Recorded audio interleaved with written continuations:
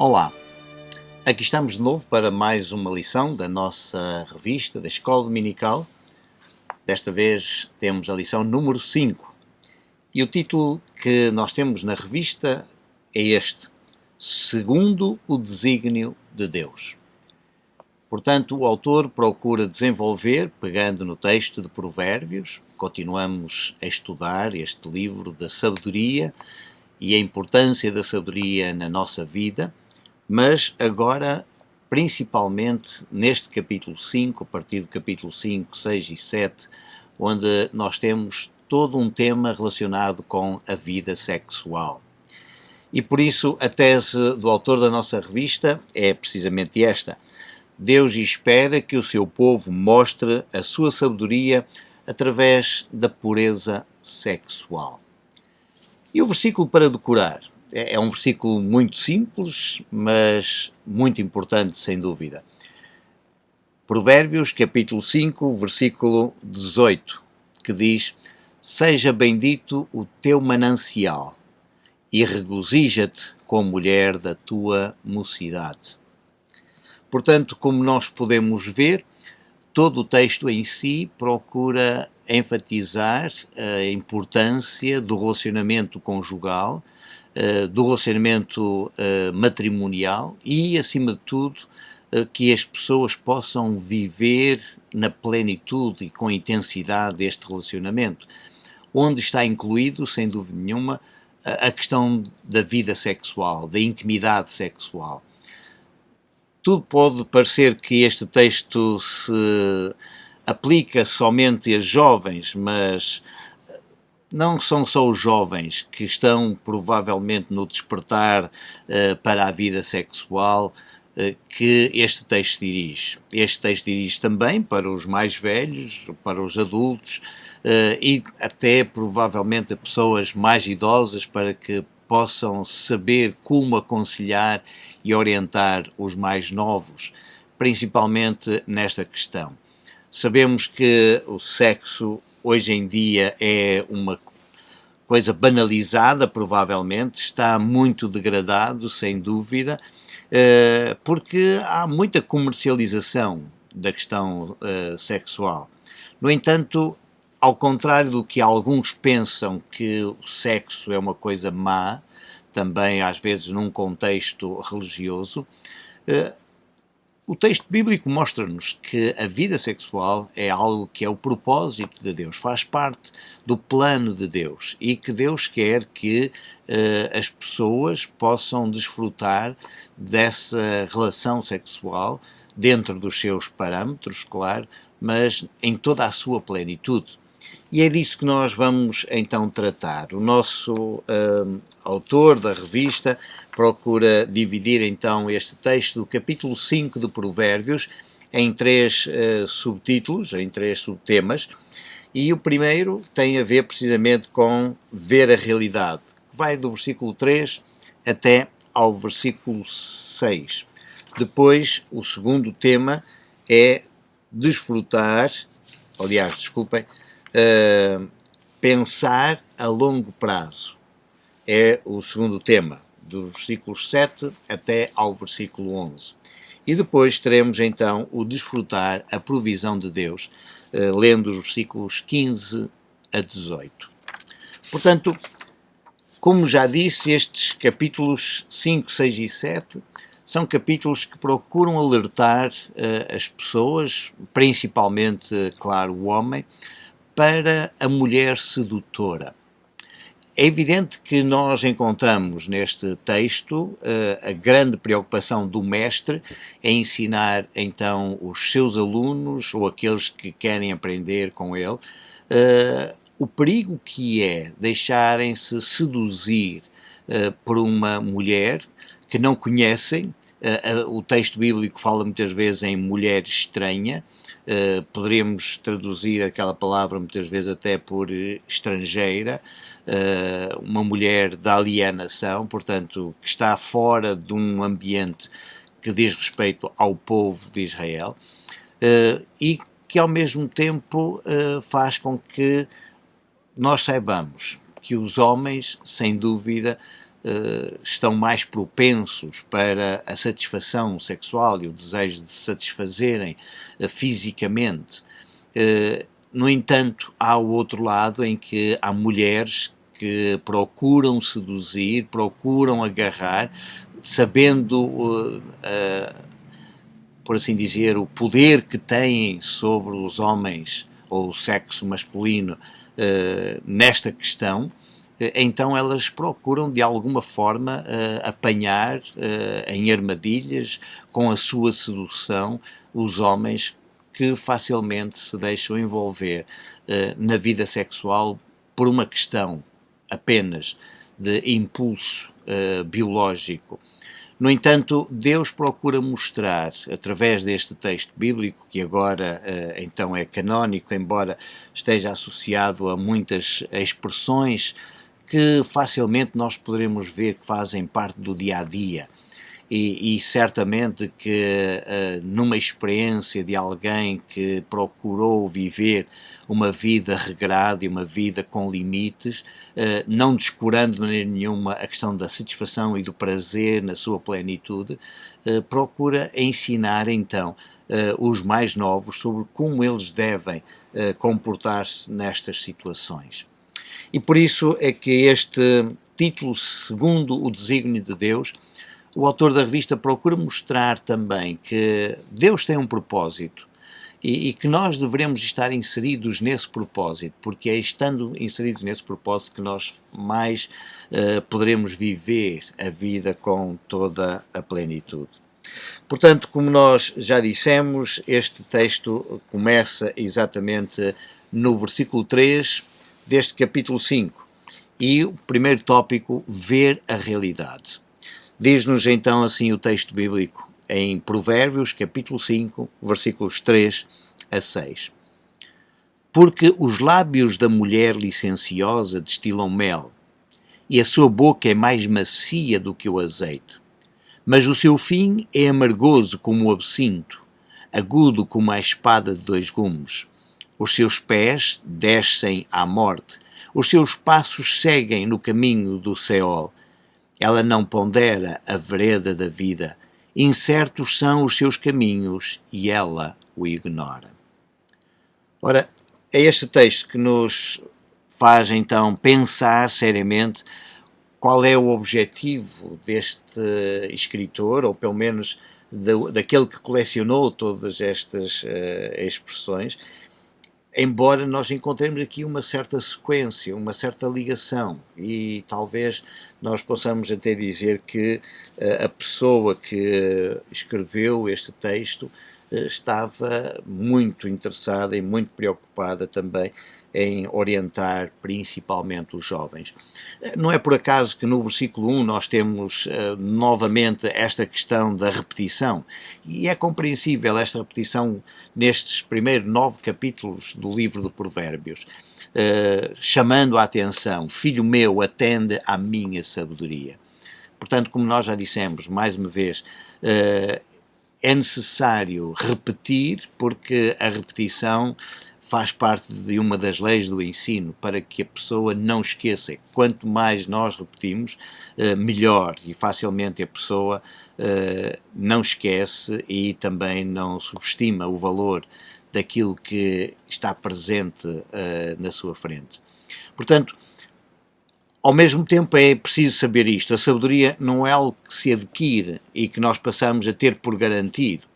A sabedoria é necessário continuar a praticar, é necessário continuar a ouvir, é preciso inclinar os nossos ouvidos mais uma vez para essa sabedoria e, portanto, isso leva-nos a que nós tenhamos então uma certa atitude que nos leva até uma discrição, conforme nos diz o texto bíblico. E o autor, no versículo 2, fala sobre os lábios que devem guardar o conhecimento. E é utilizando este termo, os lábios, como algo importante no corpo humano, ou pelo menos por causa daquilo através dos quais nós podemos expressar os nossos pensamentos, os nossos sentimentos, as nossas ideias e que refletem, no fundo, os nossos comportamentos. Aquilo que nós dizemos é um reflexo também daquilo que nós pensamos e daquilo que nós queremos, ao mesmo tempo, fazer.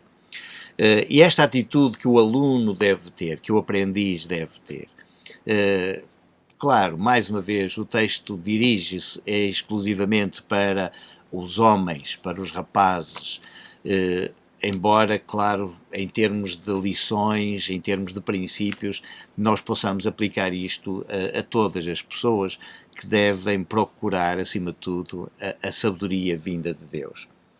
Ver a realidade, como nós dissemos, é algo fundamental. O que é que nós podemos ver exatamente aqui? O autor chama-nos a atenção, precisamente para determinadas coisas que acontecem, então, na sedução que uma mulher utiliza para apanhar ou prender exatamente um homem. Lábios e boca são dois termos que nós sabemos claramente que pertencem ao âmbito da vida sexual e eles são fundamentais e é isso que o autor acaba por fazer associar aqui. Se o homem, por um lado, pode utilizar os seus lábios para guardar o conhecimento, para guardar verdadeiramente a sabedoria, aquilo que ele adquire, e ele deve ser até discreto naquilo que sabe, naquilo que conhece, portanto, tornando o assunto um assunto sério ao mesmo tempo, mas sabendo agora que os lábios da mulher destilam mel. Portanto, a ideia é que o uso dos lábios, provavelmente talvez da sua cor ou a forma como as pessoas utilizam realmente as cores nos lábios, mas o autor aqui procura apresentar algo como sendo um momento doce, um momento atrativo, mas que é bom em termos de paladar. E é isso que nós encontramos então com esta ideia, esta metáfora que o autor está a usar no versículo 3, deste destilar de mel. No entanto, ele fala então desta mulher estranha. Esta palavra zur, em hebraico, é sem dúvida uma palavra que leva as pessoas a pensar o que é que está implícito aqui.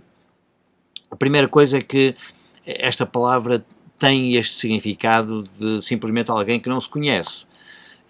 Portanto, é uma estranha, é porque nós não temos qualquer tipo de relação, nós não temos qualquer tipo de envolvimento, ou pelo menos de conhecimento, não há nada familiar ou até de amizade que nos possa levar ao envolvimento com uma mulher destas. No entanto, é possível que esta palavra aqui tenha já no seu próprio contexto o sentido de uma mulher dedicada até à prostituição e que usa toda a sua sedução e toda a sua capacidade de atração sexual para chamar a atenção dos jovens mais incautos ou então dos próprios homens que desprezam, no fundo, a sabedoria e que não vivem atentos ao próprio conhecimento da vontade e do desígnio de Deus para a sua vida. Portanto, esta ideia faz lembrar exatamente algo que é doce e não só os lábios, mas ao mesmo tempo quando se usa a palavra boca, dizendo que ela é mais macia do que o azeite, portanto a palavra boca aqui poderá ser usado mais no sentido de abertura daquilo que leva a pessoa então a pensar. Claro que na boca estão os lábios e os lábios estão na boca, parece quase que nós encontramos aqui uma repetição do pensamento do autor, e é isto que ele faz muitas vezes neste livro de Provérbios. Portanto, a segunda frase quase que repete o pensamento, embora utilizando palavras diferentes da frase primeira.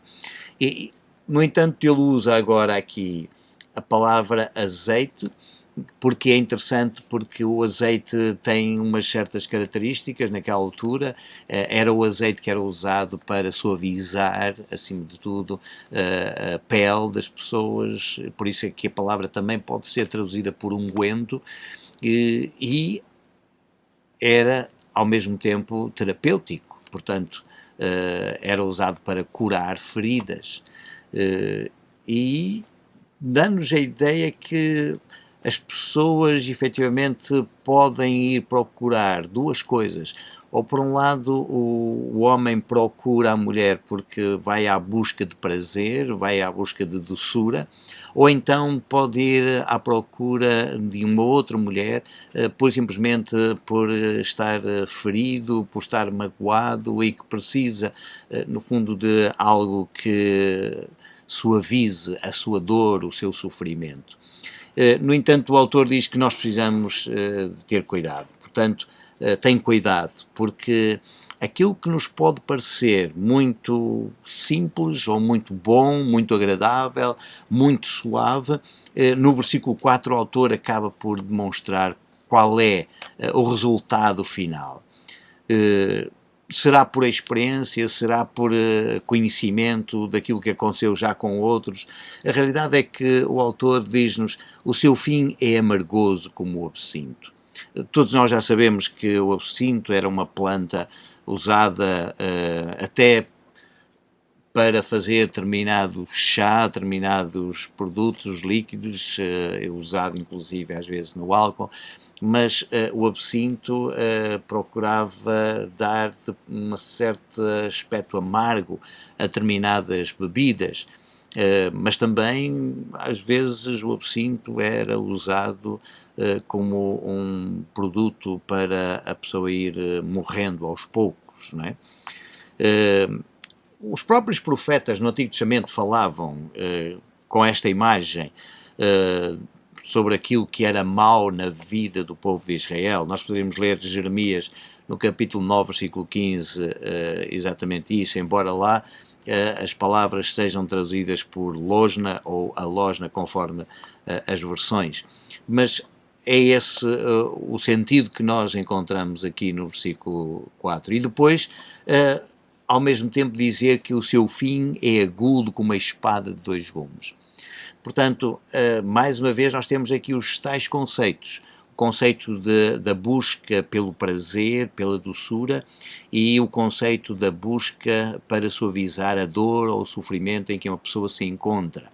E pensando que na outra pessoa encontra isso. No entanto, nós temos logo aqui esta imagem dizendo-nos: não, a doçura torna-se amarga e a suavidade torna-se uma ferida provocada por uma espada de dois gumes.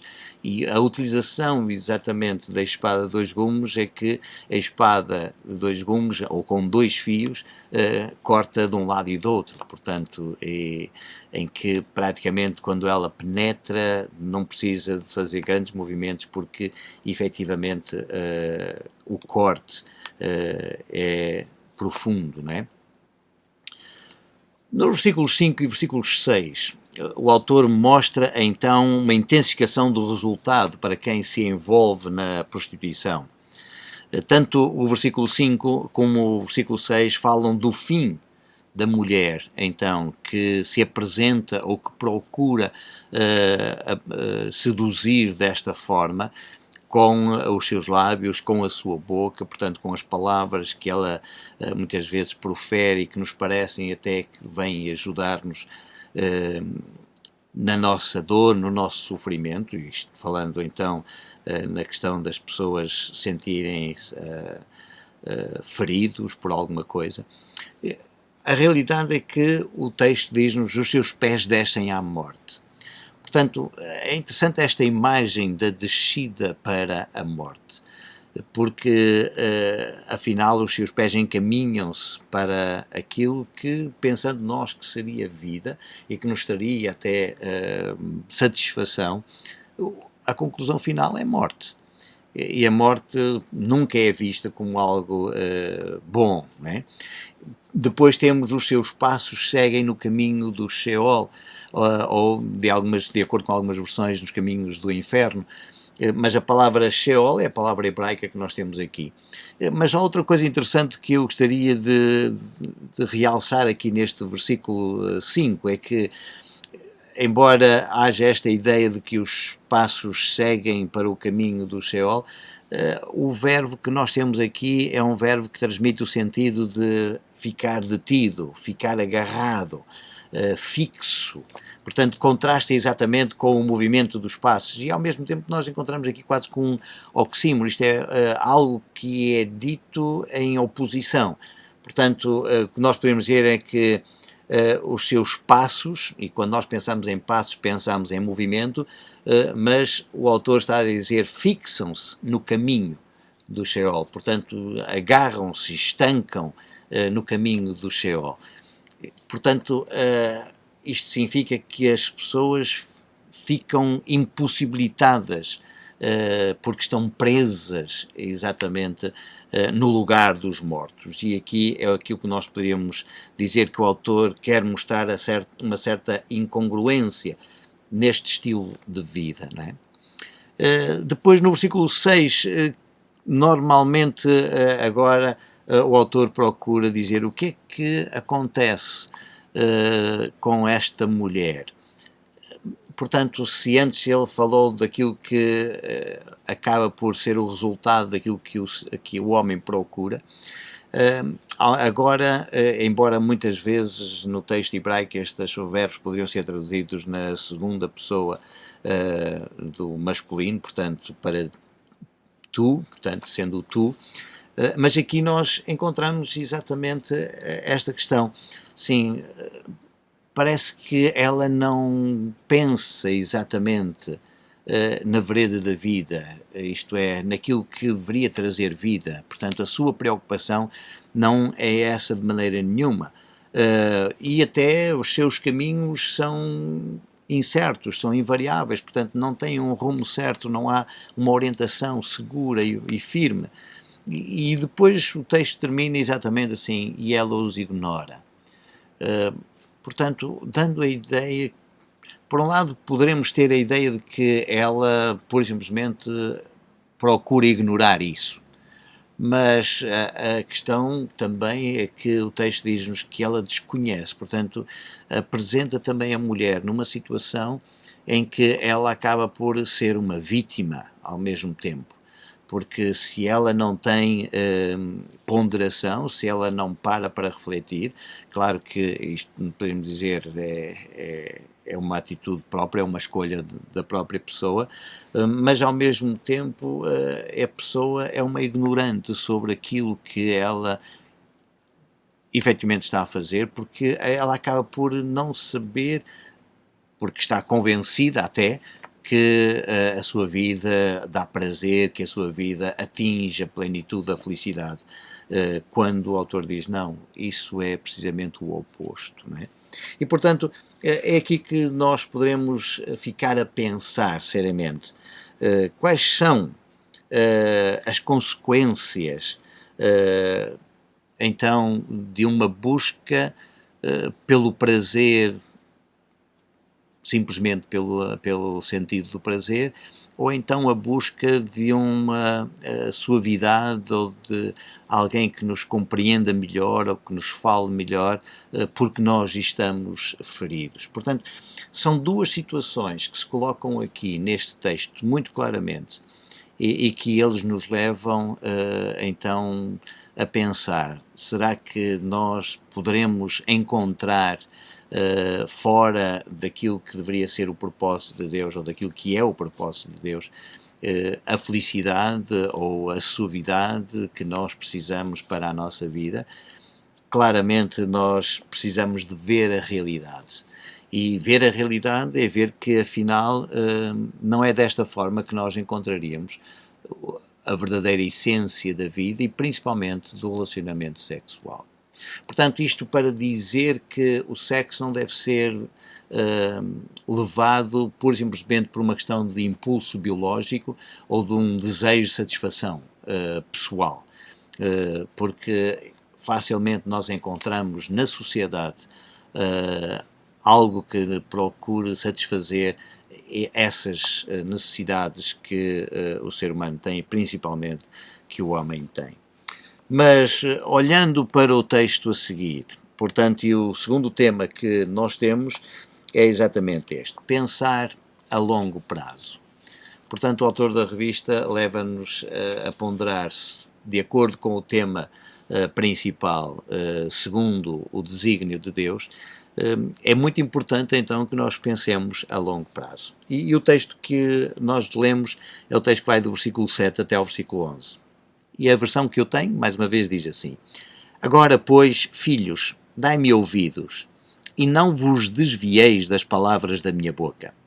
Afasta para longe dela o teu caminho, e não te aproximes da porta da sua casa, para que não dês a outros a tua honra, nem os teus anos a cruéis, para que não se fartem os estranhos dos teus bens, e não entrem os teus trabalhos na casa do estrangeiro, e gemas no teu fim, quando se consumirem a tua carne e o teu corpo. Conforme podemos ver, agora temos exatamente um apelo a filhos, no plural. Portanto, a minha convicção é que o autor, independentemente da atribuição, de facto, a Salomão como sábio no contexto da tradição de Israel, aqui nós temos um mestre por excelência, agora dirigindo-se de uma forma mais geral a outras pessoas, portanto, em termos deste plural, é precisamente para dizer que, afinal, há mais pessoas, não é só apenas um filho ou aquela pessoa a quem nós precisamos de chamar a atenção, mas há outras pessoas que nós podemos até considerar também como filhos quando estamos preocupados com o seu desenvolvimento. Isto num contexto congregacional, num contexto de igreja, então facilmente nós poderemos associar esta ideia. Mais uma vez, a relevância de nós pensarmos que o tempo agora, não é? E aqui nós encontramos este advérbio de tempo, agora. É o momento certo, é a partir deste momento, não é deixando para amanhã. Portanto, é necessário que as pessoas ouçam e não desviem a atenção das palavras que saem da boca do Mestre.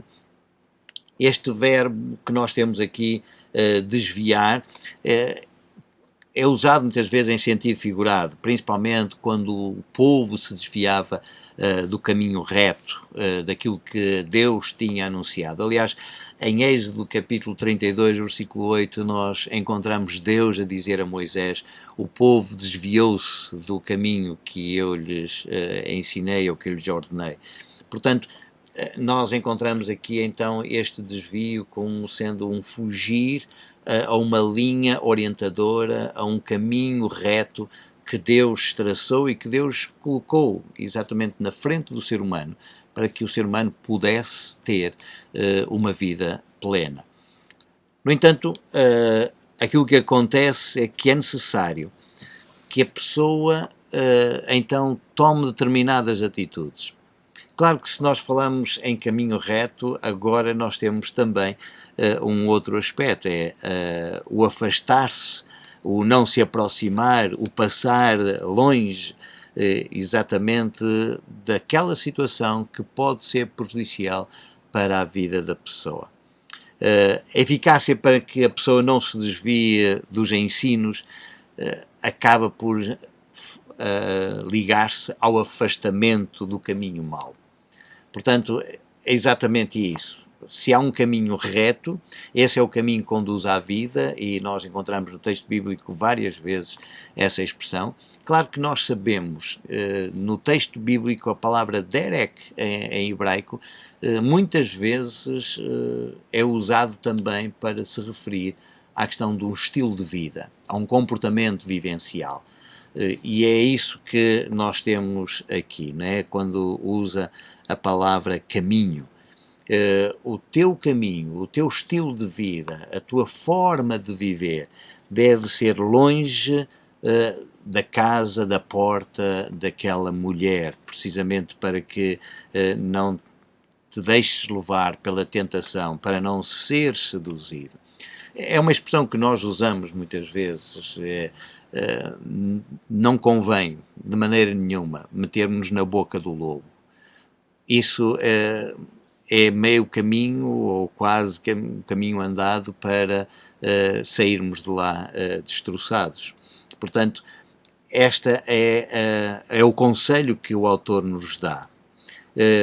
Agora, quando nós chegamos ao versículo 9, é sem dúvida um versículo muito interessante, portanto, para se nós não queremos correr riscos, e correr riscos, no fundo, é desafiar a morte, se nós não queremos que isso aconteça, então vejam só.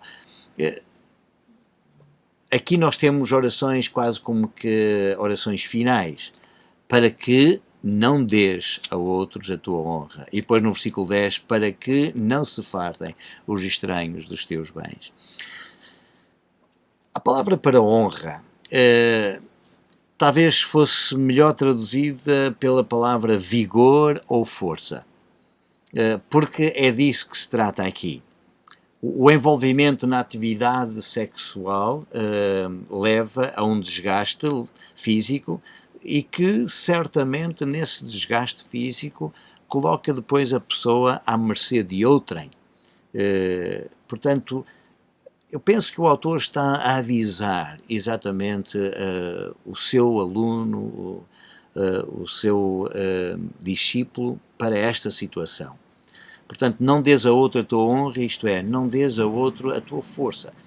Claro que este outro nós poderíamos designá-lo como sendo a mulher, a tal mulher estranha, mas o facto é que nós temos aqui a palavra no sentido masculino agora, e este outro não é outra, é outro, portanto, dando a ideia que provavelmente a pessoa estaria então sujeita a alguém que está por detrás daquela mulher, ou que está a controlar ou a dominar exatamente aquela mulher. Se nós pensarmos um pouco, nós quase que poderíamos associar este texto à vida de Sansão, onde nós verificamos que Sansão, envolvendo-se exatamente com uma mulher que estava praticamente controlada pelos homens filisteus, e que ela então ia fazendo, e Sansão praticamente deu a sua força, o seu vigor, exatamente a outros, quando se deixou levar por esta mulher, né? Portanto, não estará muito longe também daquilo que nós encontramos no versículo 10, em que diz que os estranhos é que se fartam dos teus bens. Portanto, o que implica que às vezes também este envolvimento com uma mulher estranha, nesta situação de procurar a satisfação pura e simplesmente sexual, ou pensando que naquela mulher é que se encontra a verdadeira felicidade, então há também esta questão, é que provavelmente ele vai ter que gastar o produto do seu trabalho, o seu salário, exatamente com outros estranhos, né? E nós temos aqui a palavra no plural, certamente, e esta palavra no plural acaba por dizer que há mais pessoas à volta que estão a aproveitar de toda esta situação. Era possível isto acontecer na Antiguidade, também é possível acontecer nos nossos tempos modernos, em que há sempre mais alguém que está a aproveitar-se de toda esta situação, principalmente quando nós falamos neste ramo, ou pelo menos nesta situação que é denominada prostituição. Infelizmente é o que acontece, não é? Agora, o autor antecipa ao mesmo tempo a situação assim. E quando chegares a velho, quando chegares então a uma situação em que já não tens as tais forças, até porque, lembrando ainda o versículo 9, sim, nem dês os teus anos a cruéis, portanto, os teus anos implica que a pessoa certamente terá um desgaste físico e há aqui um encurtar da vida, precisamente porque a pessoa se envolve constantemente nesta situação.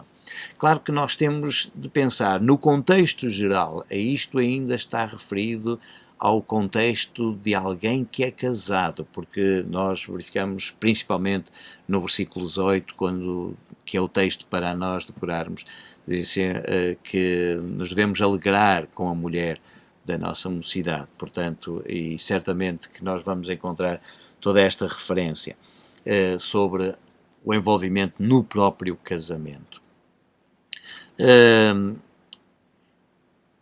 Nós queremos, acima de tudo, ser alertados para esta situação. E o autor acaba por levar-nos então a pensar neste longo prazo, sim, provavelmente não será tão longo prazo. Se ainda és jovem, pensa então quando chegares ao final da tua vida, nos anos em que já não tens energia, já não tens capacidade, o que é que vai ser desse teu fim? Vais estar a lamentar, vais estar a gemer por aquilo que fizeste e por aquilo que realmente acabas por não atingir quando deverias atingir. Aliás, os versículos 12, 13 e 14 são precisamente versículos que levam o leitor a refletir, porque o escritor coloca exatamente palavras na boca de alguém que chega ao final da sua vida e está pura e simplesmente a lamentar-se. Oh, como eu detestei a disciplina e o meu coração desprezou a repreensão. Se isto não tivesse acontecido, a minha vida teria sido diferente. Não dei ouvidos àqueles que me ensinavam, nem inclinei os meus ouvidos àqueles que me instruíam. Portanto, e nós temos aqui nestes versículos um peso de consciência, por assim dizer, da pessoa. Ora, para que não haja este peso de consciência, é necessário nós vermos ao longe o que é que poderá acontecer, porque só assim nós estaremos preparados para enfrentar esta situação. Claramente o autor está a dizer, o autor bíblico, que o envolvimento desta forma para satisfação pura e simplesmente da vida sexual só traz prejuízo e só traz sofrimento e dor para a pessoa que se envolve, pensando muitas vezes que não, né? Pensando, não, o que me interessa é ter a satisfação de momento, ter o prazer de momento, e isso é o que importa para agora. O amanhã não sei como é que vai ser, mas esta é uma realidade. O amanhã sempre virá, e aquilo que nós pensamos que aquilo que fazemos hoje não terá consequências amanhã é um equívoco dos grandes. Chegando ao terceiro ponto da nossa lição, os versículos 15 a 18, para pensarmos em desfrutar a provisão de Deus. A minha versão diz: bebe a água da tua própria cisterna e das correntes do teu poço. Derramar-se-iam as tuas fontes para fora e pelas ruas os ribeiros de água? Sejam para ti só e não para os estranhos juntamente contigo. Seja bendito o teu manancial e regozija-te na mulher da tua mocidade. Bem, há aqui alguns textos que nos levam então a pensar e que provavelmente até poderiam ser vistos de forma diferente, mas o objetivo continua a ser este. O autor aconselha o seu leitor, o seu aluno, o seu discípulo a saber conter-se com aquilo que tem e a procurar naquilo que tem exatamente todo o privilégio, toda a satisfação, toda a felicidade. No versículo 15 nós temos exatamente aqui um imperativo: bebe a água da tua própria cisterna. Naquele tempo ter uma cisterna para arrecadar água era um costume na Palestina e principalmente também naqueles países do Próximo Oriente, porque são países muito dados a secas ou a desertos. E era por isso que cada família, de uma forma geral, tinha a sua própria cisterna para arrecadar, quer fosse águas da chuva ou pudesse trazer de algum lado e colocar dentro dessa cisterna. A cisterna poderia ser uma espécie de um poço ou poderia ser um reservatório que muitas vezes estava dentro das casas também. Porque também é esta a realidade, nem todos poderiam ter um poço e às vezes em certas localidades havia sim um poço que servia então a comunidade ou a aldeia ou a vila ou até a própria cidade, como nós podemos ver até no texto bíblico. Portanto, no entanto, o autor aqui coloca estas duas palavras, cisterna e poço, como sinónimos, porque lá está, mais uma vez, tem a ver precisamente com a repetição de um pensamento, utilizando depois outras palavras. Mas a ideia é exatamente esta. Esta metáfora que está a ser usada aqui, que está até relacionada exatamente com a água, porque a água é o elemento da natureza que satisfaz a sede de uma pessoa. Por isso é possível ver nestas imagens da cisterna e do poço, então, a questão da própria mulher ou esposa de um homem, onde ele deve gozar a sexualidade do matrimónio. É neste contexto, exatamente. Isto é, tu tens o teu poço, claro que não é propriamente aqui uma questão de estar a tornar a mulher um objeto, porque as mulheres não são objetos, não é? E é importante que nós tenhamos essa noção. No entanto, o escritor bíblico aqui, neste texto, procura mostrar assim, não, onde é que tu vais beber água? É na tua própria cisterna. É as correntes de água que tu tens, é no teu próprio poço, não é? E, portanto, aqui esta é uma metáfora em que se a pessoa então procura satisfação, neste caso da vida sexual ou dos impulsos sexuais biológicos que normalmente os homens têm, talvez muito mais acicatados do que o sentimento das mulheres, que é outro, sem dúvida nenhuma. Mas nós encontramos exatamente isto assim, então procura na tua própria esposa, procura na tua própria mulher essa satisfação, a água que tu precisas para satisfazer essa tua sede. Há um escritor que ele diz que o amor conjugal é o principal entre os bens terrenos concedidos pela misericórdia de Deus às suas criaturas que estão caídas e rebeldes. Portanto, mas claro que eu entendo que este amor conjugal já foi dado muito antes até da própria queda e da própria rebeldia do ser humano. Portanto, é algo que é bom, é algo que é extraordinário, porque Deus, quando criou o ser humano, já lhe disse, inclusive, para ele se frutificar, multiplicar e encher a terra. Agora, é evidente que com isto não estamos a dizer que a vida sexual deve ser praticada só com o intuito da reprodução ou da gestação de novos seres, porque nós encontramos no texto bíblico muitos textos que nos falam exatamente de algo que vai para além disso. O que é importante é que as pessoas tenham esta consciência.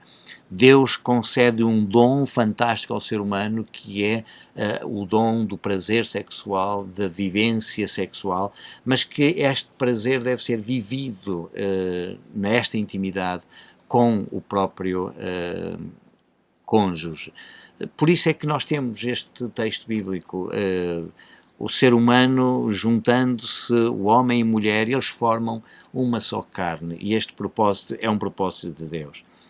Eu costumo efetivamente dizer que a pessoa saciada em casa não precisa de procurar em ambientes alheios e promíscuos a sua satisfação. Portanto, este é o propósito. O versículo 16 poderia ser interpretado exatamente como uma pergunta retórica e normalmente os tradutores fazem isso aqui, mas nós não temos ali nenhuma partícula interrogativa no texto hebraico, mas comparando com a Septuaginta, isto é a tradução grega dos textos hebraicos, verificamos que os autores acharam por bem que deveria de ter ali uma negativa e, portanto, transformar o versículo 16 não numa pergunta, mas numa oração final, tal e qual como nós lemos no versículo 9 e no versículo 10, para que não. Portanto, e então seria esta também a ideia, na minha perspectiva, que deveria de estar patente no versículo 16. Portanto, seguindo o pensamento do versículo 15, bebe a água da tua própria cisterna, o versículo 16 seria assim, para que não se derramem as tuas fontes para fora e pelas ruas os ribeiros de águas. Portanto, a ideia é exatamente esta, para que não aconteça que haja um desperdício, que haja um esvaziar de tudo aquilo que afinal tu deverias de ser, não é? Mas que deveriam ser só para ti, portanto, e não para os estranhos juntamente contigo. Toda a nossa energia, toda a nossa capacidade, todo o nosso envolvimento, todo o nosso desejo deve estar, no fundo, ligado e submisso exatamente ao nosso cônjuge.